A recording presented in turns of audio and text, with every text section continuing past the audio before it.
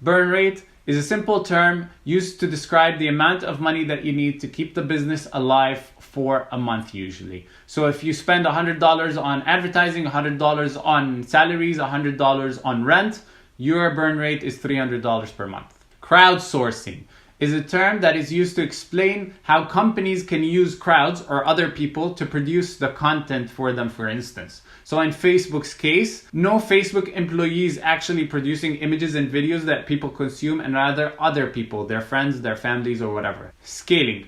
It is just a term that describes growth in your business. However, the main concept here, when somebody calls a business unscalable, they are referring to it maybe being able to sell to 100 or 1,000 people, but it's probably not being able to sell to 1,000,000 people. Investors are usually looking for businesses that scale massively, and if they don't see a way for that business in an automated manner probably to grow into that, then they term it unscalable. Value proposition.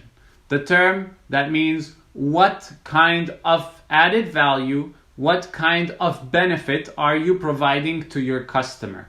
What specific problem are you solving? What specific pain are you targeting? That is your value proposition. It's probably one of the most important sentences that you will need to figure out early on. When somebody asks you what's the barrier to entry, barrier to entry is a term that describes how hard is it for competitors to come and access the market that you're tapping into, or to target the customers that you're targeting as well. So let's say you need to pay $1 million to get some sort of license to sell the product or service that you're selling. That simply means you have a high barrier to entry because other competitors will need to come up with $1 million to be able to compete with you. Red ocean and blue ocean markets. A red ocean market simply means there are a lot of sharks in the sea, meaning they're eating each other up and the blood goes into the water, and so it stops being blue, it turns into a red ocean. This translates in business to a very crowded market where there are a lot of strong players already, and it's hard for you to enter because you will need to find your specific space and survive the sharks to be able to build a good business. On the other end, there's a blue ocean, no sharks, no competition, easier to access, but harder to convince people to actually buy. Before I continue, make sure to crash that like button. Hit it multiple times, not just once, because that just works better. And if you haven't subscribed yet, please subscribe and hit that bell button so you get notified about every single video that we launch. PR.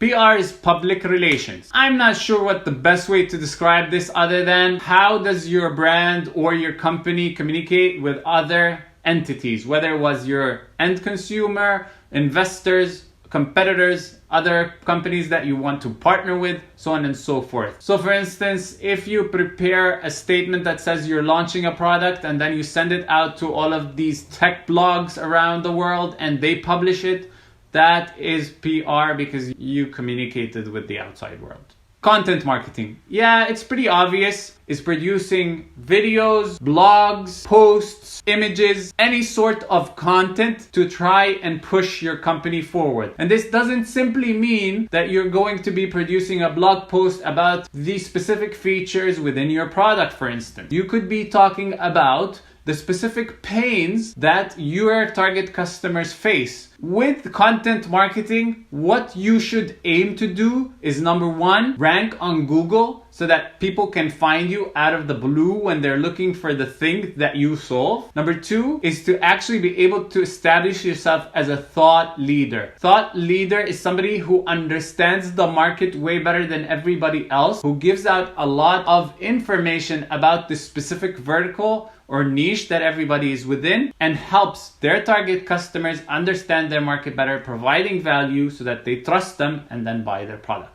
Growth hacker. Well, let's just say the other ones. Brand ambassador, evangelist. There are a lot of titles and terms that people make up for some reason, just like they call a bartender a mixologist.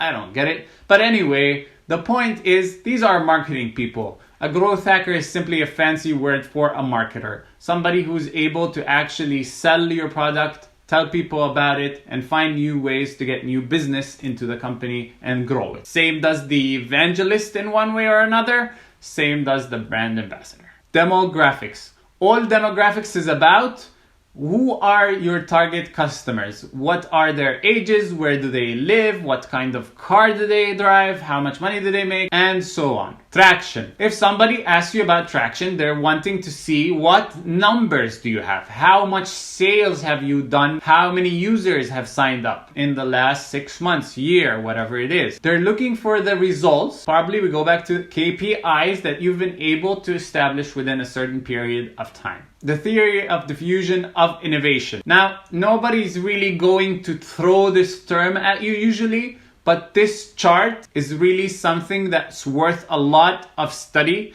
It explains how humans in general tend to kind of react to everything, whether it was a new product or service. It will help you understand when you're going to find product market fit, when you're going to want to know how to scale, and a lot of other things we've just talked about. Within it, you have the innovators, the very first people who will try any new product that comes into the market simply because they want to be first. Then you have the early adopters, who are people kind of following the innovators but are still early on wanting to try the product. And I think you got the idea, so I won't explain the rest. IP. You're gonna hear this term a lot, and what it means is intellectual property. So let's say you have a technical product. Your IP is probably going to be in the code itself, the algorithms that go inside of it or such. Meaning when an investor comes in and places money into the company, they're owning a chunk of that. That is the most important asset that the company owns. Pivot. Pivot is a term that is used to explain when a company stops going in a certain direction and decide to change, diverting the product, changing the target customer, changing their business model. It can come in many different forms. The point is, what we used to be doing didn't really work, so we're changing and trying this new thing. Usually, a business is going to pivot multiple times before they find the right spot for them to operate. A convertible. What a convertible is, it could get pretty complex, but very simply put, it's just a promise, a paper that is signed by you and your investor that makes it easy from a legal perspective, cutting out all of that cost that would go to lawyers and all of the complexity of somebody actually buying shares in your company.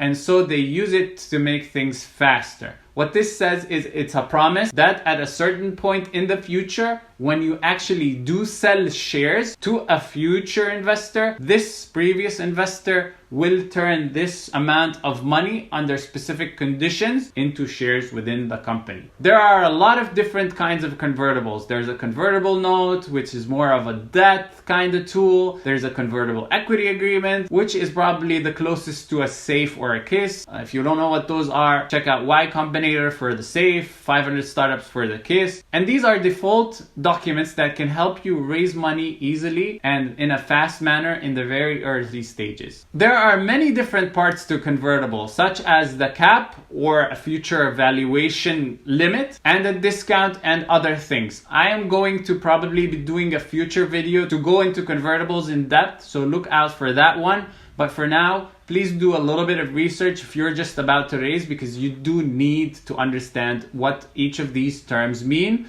because an investor is going to throw 500 of them at you at a single point and you need to know how to react. An angel investor is a person who has extra money, who's wanting to invest as himself into your company, compared to a VC or a venture capitalist, which is usually a bunch of people or entities that put money together into a fund, and that is turned into a legal entity on its own that invests within startups. Usually, angel investors put much smaller amounts than what VCs are ready to do. Angel investors are much easier to get in the early stages. VCs want probably a more mature product. Of course, it varies from one to one, but that's the usual case. A cliff. So let's say you're bringing in awesome people to your team and you want to give them shares within the company, then you would probably place a cliff, which is, let's say, a year, in which if they leave within that year, they get nothing, which is your safety net to kind of try them out, kind of like a probation period before they get their stock. So if they leave on their 364th day,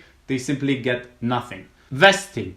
Vesting usually happens after a cliff. So once say in our example, the year is done, they start getting the shares that they're promised with every single month based on a specific schedule along a set period of time. So let's say you have a 1-year cliff, a 3-year vesting. By the end of the first year, they get a third of what they're meant to get. And then every single month, they start getting that little chunk for that month split over the remaining 2 years. Bootstrapping. Bootstrapping simply means we don't want to go and raise money. So we're gonna, hang in there. We're gonna spend as little as we can. We're gonna get some of the money coming back into us, or if we have family and friends putting in money, but they're not investors. And we're going to survive as long as we can with that before we raise funds. A seed round. A seed round is a simple term. Well, you know what? Let's go with seed round, pre-seed round, Series A, Series B, Series C, Series Q for some companies. Doesn't matter. It's just a term that is used to explain what stage you're at. I don't think it makes any difference. Some people would label a Series A something ranging between $1 million, maybe up to 5.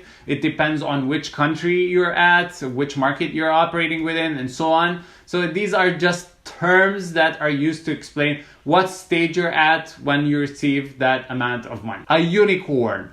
A unicorn is a company that is valued at above $1 billion.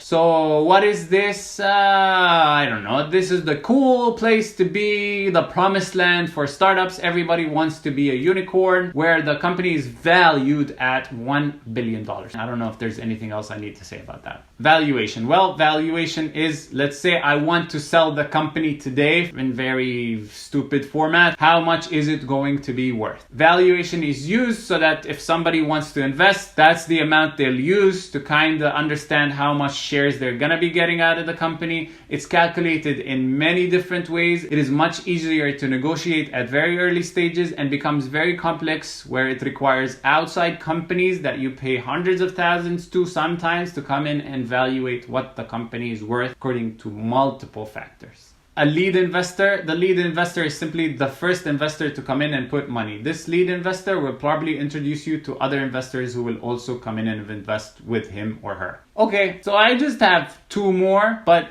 if you hear any of these 2, just turn around and run. Serial entrepreneur. What it means is simply I have done or I've created more than one startup. I don't know. I can't think of anybody who uses that term other than people who have created multiple startups and it didn't work out and they just want to say something to look cool. I don't know. Visionary.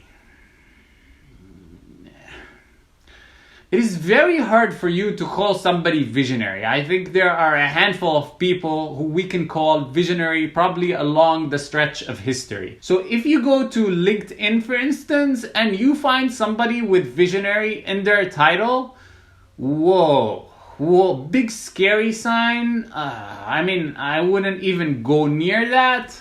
I don't understand why somebody would call themselves visionary.